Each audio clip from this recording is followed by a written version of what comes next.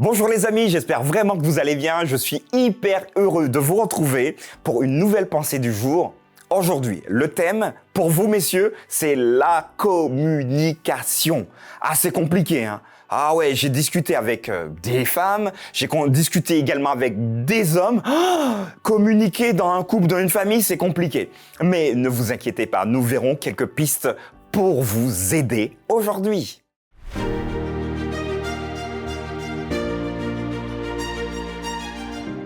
La pensée du jour se trouve aujourd'hui dans Proverbes, chapitre 15, versets 1 et 2.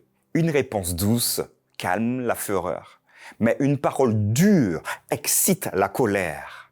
La langue des sages rend la science aimable, et la bouche des insensés répand la folie.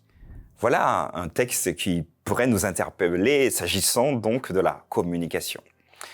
Alors, mettez une note de 0 à 10 pour la communication au sein de votre foyer. Messieurs, ça c'est à vous. C'est compliqué parfois de s'ouvrir parce que, en général, dans les grandes lignes, l'homme est plutôt un être renfermé sur lui-même. Il y a des exceptions, bien évidemment, mais par principe, on ne parle pas beaucoup, on n'exprime pas ses émotions, on n'exprime pas beaucoup non plus ses idées. Mais parfois, voire très souvent, quand la tension monte, alors là, par contre, les hommes, on parle. Ça marche parce qu'on est énervé, on n'est pas content et on l'exprime et on le dit.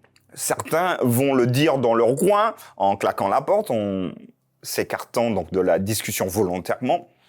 Mais ici, les proverbes vont nous donner la clé par excellence pour faire tomber toute pression s'agissant de la communication tendue. Une réponse douce calme la fureur. Ici, c'est un défi. Comment, face à une potentielle agression verbale, pourrons-nous donner une parole douce?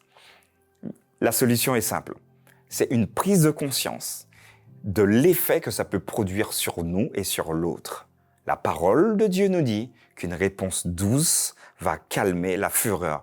Et pour l'avoir expérimenté à de nombreuses reprises, quand vous avez une tension comme ça, et que vous êtes ici et que vous prenez une déferlante, l'idée, c'est de pouvoir atténuer le ton, de prendre un ton plutôt doux et de parler et d'avoir une ouverture. Voilà, je t'écoute, je vois que tu es énervé. Est-ce que tu peux m'expliquer pourquoi? Et en permettant à cette personne de finalement de vider son sac, vous allez remarquer également à l'inverse que la pression, elle, redescend. Et ça, c'est formidable. Pourquoi? Parce que ce proverbe est empreint de ressources spirituelles. À l'inverse, une parole dure excite la colère.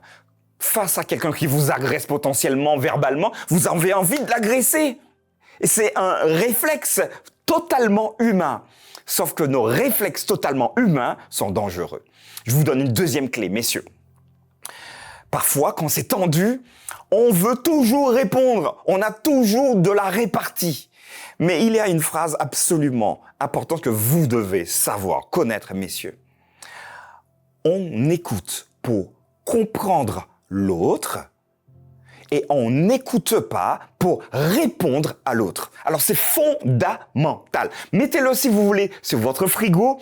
On écoute l'autre pour le comprendre, même dans sa frustration, dans son énervement, mais on n'écoute pas l'autre pour répondre. Pourquoi? Parce que si vous vous mettez à répondre, finalement, il n'y a plus de dialogue, il n'y a plus de communication. C'est une bataille de paroles les plus blessantes possibles, hein, vaut mieux, hein, puisqu'on veut éliminer l'autre verbalement, donc on va sortir les cadavres de l'armoire et puis tout mettre, ça sent pas bon, mais on envoie tout ce qui nous tombe sous la main. Ici, le proverbe voudrait que nous puissions avoir une perspective différente. Notre langue peut être sage, et le texte va nous le dire d'ailleurs, elle rend la science aimable. Par contre, la bouche des insensés ou la langue des insensés répand la folie. Ne permettons pas que la folie habite en nous. Voilà pour vous, messieurs. J'espère vraiment que ce texte nous permettra de réfléchir et d'avoir des comportements parfois différents. Merci de votre écoute et j'espère vraiment que Dieu va vous aider, va vous accompagner dans cette perspective.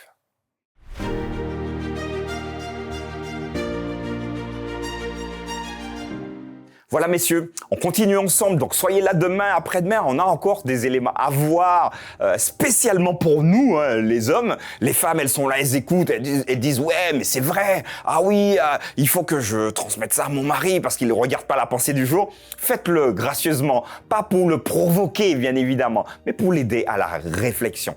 Parce qu'une prise de décision est toujours nécessaire à un changement. Je vous donne rendez-vous demain pour une nouvelle pensée du jour.